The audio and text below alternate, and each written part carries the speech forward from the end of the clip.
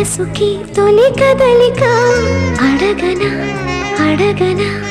అతడిని మెల్లమెల్లగా నమ్ముతాడో నమ్మడో అని తెలుసుకోలే